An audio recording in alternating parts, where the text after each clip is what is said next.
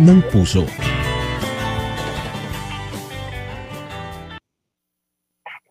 Isang maganda at nabakabulang araw, Pilipinas. Ito po ang Health and Travel at Serbisyo Publiko. Ang iyong kasama at kabalikat sa usaping may kinalaman sa kalusugan, biyahe, inspirasyon at tunay na serbisyo para sa bawat Pilipino. Ako pa rin si Dr. Hilda Ong, ang iyong agaran serbisyo lady. Napapakinggan tayo sa DWBL 1242 kHz, ang himpilan ng serbisyo publiko. At napapanood sa Facebook at sa YouTube, kaya sa amang panig ng Pilipinas o mundo kayo naroroon. Abot-inig ang tulong at inspirasyon. Batiin ko muna si John Michael. Araw-araw niya, hindi lang araw-araw, gabi-gabi, pinapanood niya ang YouTube channel ko po na Hilda Ong, Agaran Serbisyo Lady. John Michael, thank you for watching me. Not only in the morning, pati din sa evening. I love you, John Michael. Nais ko rin pasalamatan ang mga family sales, ang mga very friendly na sales lady dito po sa may SM North-Edge Annex. Dahil kahapon po ay pumunta po ako sa SM North Annex at inasikaso nila yung nabili ko po ng dito po sa casing ko po, dito po sa cellphone ko po. At nakita nila na nakita niya yung yung glass ko sa harapan eh.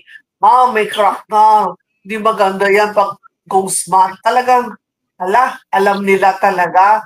So, siya na namili doon sa tempered glass, and then doon sa nagpalit na rin ako ng casing, and then doon sa packet wifi, yung pagpalit ng name and password, inasakaso din nila.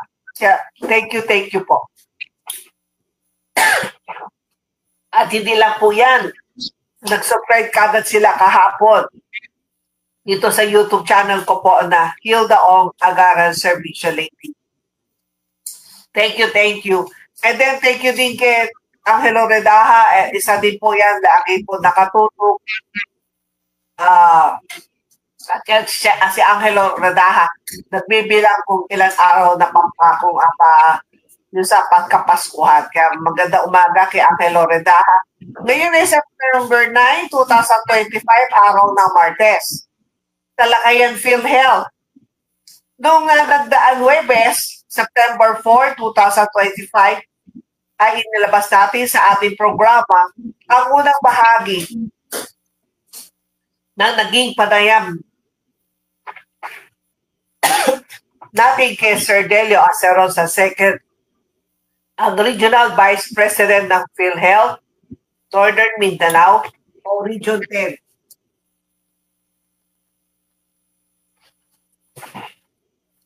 Kanyang ipinaliwanag ang tatlong mahalagang programa ng PhilHealth, kabilang ang Yakap, ang Gamot Package, at ang Cancer Screening Package.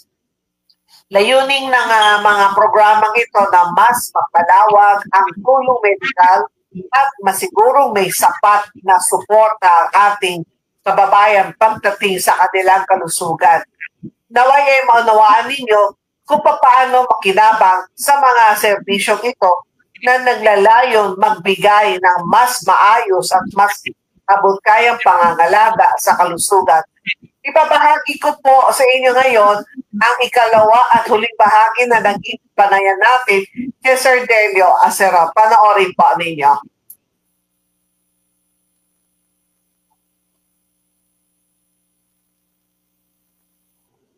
Magandang araw po sa ating lahat at ngayon tatalakayin naman natin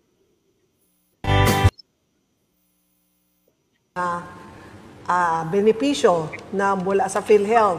At ngayon naman, kasama ko po ang Regional Vice President po ng Northern Mindanao na si Sir Delio Aceron. Alamin natin itong Yakap program nila. Ito po ba, kasama din po ba sa Region 10? Magandang araw po, Sir Delio. Yes, magandang araw, Doc Hilda, at sa lahat po ng viewers at listeners Yung sa gamot na sa loob ng isang taon may 20,000 sila makukuha. Doon sa 75 na iba-ibang klaseng gamot. Ang tanong, kapag kasakali meron akong nakuha reseta sa Yakap Clinic, itong gamot na to, kung ako'y pupunta sa mga botika, o mas mura ba siya kumpara kung sa ospital ako kukuha ng gamot? Well, maganda pong tanong yan. So, hinihikayat natin yung mga kababayan natin. Iba na yung alam niyo po ang ating polisiya. Under PhilHealth Circular 13, yung 75 na mga essential primary care drugs ay meron na pong presyong na isinet ang PhilHealth. Nakalagay po yan sa Circular 13. So, for example, yung amlodipine, 4 pesos at 50 cents. So, PhilHealth na po ang nag-set ng presyo. At kung tatanungin niyo po ako kung magkano siya kumpara sa iba, hindi ko po alam kung magkano yan. Pero ang magandang impormasyon po dyan, yung mga members natin under the PhilHealth gamot, the following medication shall be prescribed only up to a maximum quantity unless mayroong explicit exemption is granted by PhilHealth. So yung tulad ng mga maintenance medications po, ang maximum quantity that can be prescribed by the Yakap doctor ay up to 3 months. Tapos for non-steroidal anti-inflammatory drugs, 1 week naman po. And for other medications, ang susundin po natin ay yung Prevailing Clinical Practice Guidelines o CPGs approved by the Department of Health and quality standard established by PhilHealth as applicable or available. So, ang magandang balita dyan, members natin, meron na silang gamot na makukuha, 75 po yan, at mga generic drugs po yan, kaya yung doktor po na tumitingin ang siyang magpiprescribe sa inyo kung ano yung kinakailangan. At gusto din natin linawin, yung 75 na klaseng gamot, ito ay kung anong sakit na meron ka. Hindi porke na sinabi ng PhilHealth na meron ka makukuha sa loob ng isang taon na worth 20,000, kukunin yung ibang gamot na hindi mo kailangan. Yes. Hindi ka pwede sabihin na gusto mo mag-stock ng gamot. Ito dapat, yung talagang kailangan mo. Oo, tama po yan. Kasi bakit kailangan doon sa Yakap Clinic na may doktor na tumitingin? Kasi para sa akin po, itong programa natin sa PhilHealth na konsulta, na ngayon nga, nag-transition na into Yaman ng Kalusugan Program or Yakap, siya na po yung sumasagot na hindi mo na kailangan magkasakit para i-avail ang benepisyo mo sa PhilHealth. Pangalawa, siya rin po yung sumasagot na wala na ho tayong kababayan na papanaw na hindi man lang po natingnan ng isang doktor kay publikong paggamutan yan o pribadong facility. At higit sa lahat, ito na rin po yung pagkakataon na tayong mga Pilipino ay magkaroon ng paradigm shift.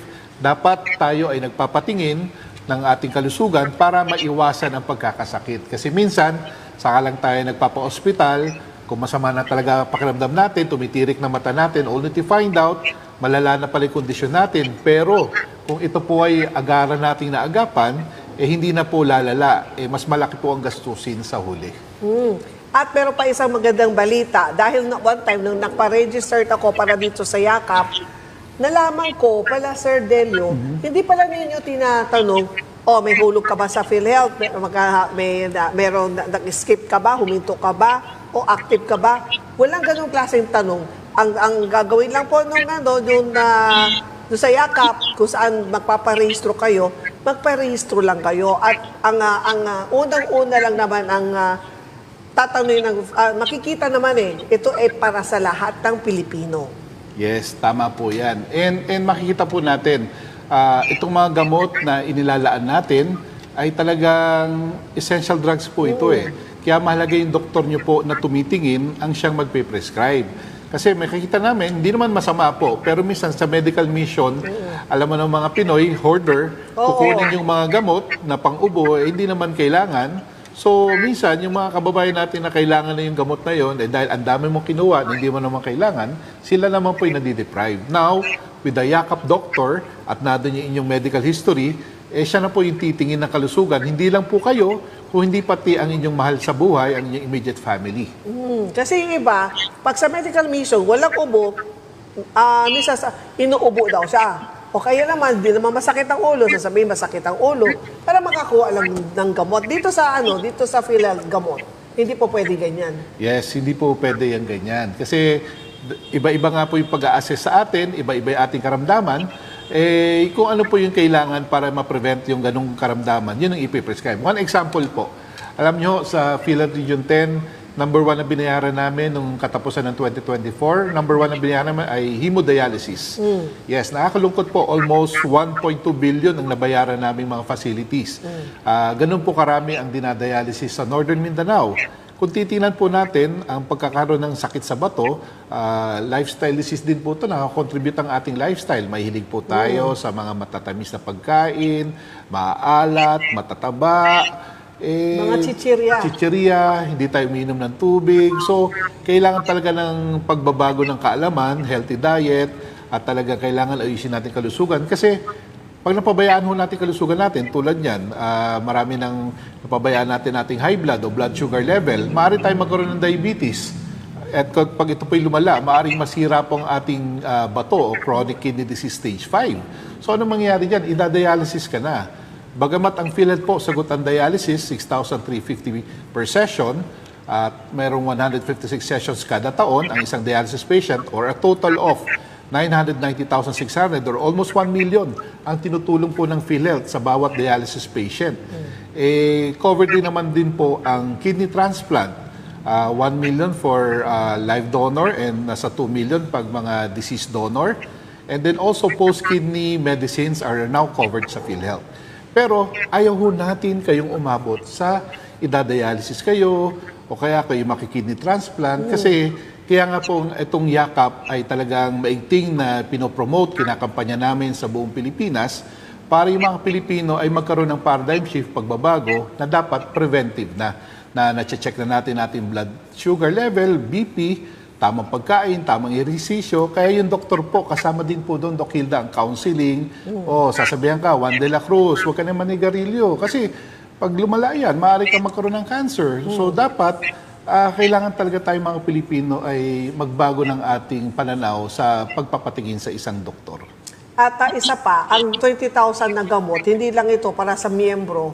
Ito ay kasama din para sa kanyang asawa o kanyang anak na meron din silang kanyang-kanyang 20,000. Kaya yun ang isa pang magandang balita. Yes, tama po yan. Walang asawa at walang trabaho. Kasama rin po sila na may sariling benepisyo sa ating konsulta, PhilHealth gamot, at sa ating cancer screening pagkakailanganin. And yan din po ang direksyon ng PhilHealth sa ilalim ng pamumuno ng ating Acting President and CEO, Dr. Edwin Mercado. Nais niya na ang PhilHealth ay maging mabilis, patas at mapagkakatiwalaan. Talagang under his Rise 30 mission, kaming mga regional vice presidents ay kanyang regular na kinakausap, ginagabayan kung paano natin ma-implement ng tama ang universal healthcare sa aming mga nasasakupang mga rehiyon. Kapag sila ay nakapagrehistro na, tapos naresetahan na, ito po ba ay makikita sa cellphone na sinasabi dito sa eGov.ph? Yes, well, dito sa eGov.ph, yan po ay yung proseso kung wala pa po tayong number o kaya tayo po ay nais magparehistro para magkaroon ng PhilHealth number. Kasi rule number 1, dapat may PhilHealth number tayo. At pag tayo po pwede ma-access through eGov o kaya po sa PhilHealth portal o kaya bumisita sa pinamalapit na local health insurance office or other channels. Pag meron na po tayong PhilHealth number, pwede na tayo magparehistro sa ating napipiling Yakap Clinic. At doon sa ating Yakap Clinic, dyan po tayo pupunta at magpapatingin sa isang Yakap doctor. Pero kung nabanggit mo na yung sa PhilHealth ID number, kapag ang asawa niya, sabihin natin ang miyembro, kasama niya, asawa niya, anak niya, so need nila na meron din sila kanyang-kanyang ID number. So kaya ba ng Yakap Clinic na mag-assign ng number o kailan pumunta muna sila sa PhilHealth? Well, eventually kasi pag in-update natin ating record sa PhilHealth Membership Registration Form, i-declare mo sino yung qualified dependents mo, natural, dapat na-update natin ang ating record. Tamang impormasyon, kung nagdagdag po tayo ng ating mga anak na hindi pa na-idideklara, maglakip lang po ng supporting documents.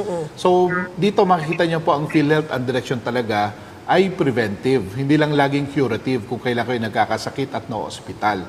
So, makikita niyo po ang PhilHealth kasama ang mga sa pagtulungan sa mga local chief executives at sa mga ibang mga stakeholders, kami po ay bumababa para lang ilapit ang ating serbisyo. Minsan kami po ay kasali sa mga Yakap Caravan naiimbitahan po tayo ng local government unit o kaya po ng mga private companies o kaya naman po ay mga government agencies na kami po ay mag-on-site registration. Pag gano'n naman po, nag-invite tayo ng mga YAKAP providers para yung members natin, they have the option. With the eGov app, ay through their cellphone, maaari silang pumili kung saan ba yung kanilang malapit na YAKAP facility. So, I suggest yung mga kababayan natin ay talagang i-check itong ating different channels at check nyo rin po yung aming website www.philealth.gov.ph. I-check nyo rin yung aming mga official Facebook account for more information about YAKAP. So itong itong pagkakaroon ng sunod-sunod from konsulta and then napunta sa rebranding to YAKAP and then from the YAKAP nakaroon naman ng itong sa cancer screening. After ng cancer screening and then dito sa PhilHealth Gamot. Yes. So paano mo ginagawa sa Region 10 na sunod-sunod? Well, syempre, kailangan ipaalam natin sa ating stakeholders na nagkaroon ng rebranding na ito yung konsulta, nag-transition na siya sa YAKAP at hindi lang siya primary care benefits, ini-stress namin na meron pang cancer screening test na isinasagawa at meron pang karagdagang PhilHealth Gamot. At ito man po ay mainit na tinatanggap ng ating mga stakeholders at kababayan. And also, we are encouraging more partners. So, kung may mga private facilities na maaring magpa-accredit bilang primary care providers, ay malaking bagay din po yan. At ganoon din po sa mga naisumali sa PhilHealth Gamot at may sila po ay maaring drug dispensing at ma-accredit sila, ay welcome po yan, lalong-lalo na sa Northern Mindanao. Kasi gusto natin na mas maraming serbisyong na ibubuksan, marami tayong partners, para yung members natin, at the end of the day, it's the patient's choice. Saan nila gusto magpuntang YAKAP clinic, pwedeng sa LGU or private provider yan. At yung sa PhilHealth Gamot naman, kung saan nila, pag sila po ay nabigyan na ng reseta through the PhilHealth Gamot app, ay yun po ang ipapakita nila sa chosen facility na maaaring mag-dispense ng gamot. So makita po natin dito, Doc Hilda, using the PhilHealth Gamot app na centralized po, eh wala hong suklian dito. Talagang may reseta po siya na mayroong QR code, may control number. Yun po yung isasubmit sa ating mga accredited PhilHealth Gamot providers. And then, babayaran naman po sila ng PhilHealth o na auto-credit payment system. Halos every week po yan, nababayaran po yan. So, yan po yung magandang balita na nais nating ipaalam sa inyo pong mga listeners dito sa inyong programa. Oo, kaya ito po ay magandang mga maraming benepisyo na binibigay ng PhilHealth sa ating mga miyembro. Kaya ulitin ko po, wala po kayong babayaran, pumunta lang po kayo kung saan YAKAP clinic na gusto nyo, libreng konsultasyon, libreng laboratory test, o libreng gamot. Yun lang ang gawin nyo, magpa-check up lang po. Kaya preventive. Mas maganda na naagapan. Kasi kung naagapan, mas may kumbaga hindi na kayo mapupunta sa sa malalang sakit. Which is mas rin yun. Mas maraming kayong gagastusin dito sa check up pa lamang, naagapan. At least active kayo, makapagtrabaho kayo, makapamamasyal kayo, at higit sa lahat, wala kayong gagastusin. So ano yung parting words mo sa mga nanonood sa atin ngayon? Well, itong Yaman ng Kalusugan Program o YAKAP, hayaan nyo po na ang pamahalaan through PhilHealth ay yakapin kayo. Di ba pag niyakap tayo at tayo po ay pinoproteksyonan, ganun po ang ideya natin. Nais natin na bawat Pilipino po, bawat pamilyang Pilipino ay mailayo natin sa sakit. Kaya tulungan nyo po kami na hikayatin yung mga ibang kababayan natin na hindi pa nakakapagparehistro sa kanilang chosen YAKAP clinic para ma-avail nila yung ating primary care benefits na konsulta at yung mga karagdagang benepisyo ng PhilHealth Gamot at mga cancer screening test. Lagi natin sinasabi, hindi natin alam kailan tayo maaaring magkasakit o maaksidente. Nandiyan po ang benepisyo ng PhilHealth handang tumulong. Ngayon naman, yung YAKAP, hindi nyo na kailangan magkasakit o ma-ospital. Dahil yan po ang ideya natin, ilayo po kayo sa sakit. Kaya, hayaan nyo po kaming yakapin kayo para mailayo sa sakit. At sa mga nakikinig ngayon, na mga nanonood ngayon, at pwede po ba ninyo mag-comment po kayo kung kayo po ay nakapagrehistro na, kung kayo nakapagrehistro saan, para malaman ko po na itong pagpapaliwanag namin sa inyo kung nakuha po pa ninyo. At meron pa po kayo mga iba pang katanungan, para sa next sa next episode, masasagot ko lahat ng iyong katanungan. Basta wag lang po kalimutan na mag-like, mag-subscribe, mag-share sa iyong mga kaibigan dahil ito po ay very informative. Kaya muli po, ako si Dr. Hilda Ong, ang iyong Agaran Servicio Lady. Muli, maraming salamat po kay PhilHealth Region 10 Regional Vice President Delio Aceros II sa pagbabahagi ng kanyang oras at kaalaman tungkol sa mga programang yakap, gamot, package at cancer screening. Kung meron po kayong mga katanungan, magmensahe lamang po kayo dito sa ating social media pages at bigyan natin ng pagkakataon sa ating programa na yan ay magtutugunan. Sa mga nag-live, nag-subscribe.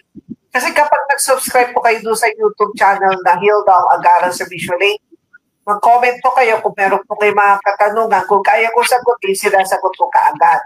Kapag hindi ko kaya sagutin, ito ay itatanungan natin mismo sa PhilHealth. Dahil gusto ko, ang bawat sagot natin ay tamang informasyon na hindi po pwede, akala ko, siguro, walang ganon. So sa atin ay kailangan talagang tama ang dapat maibahagi ko po sa inyo.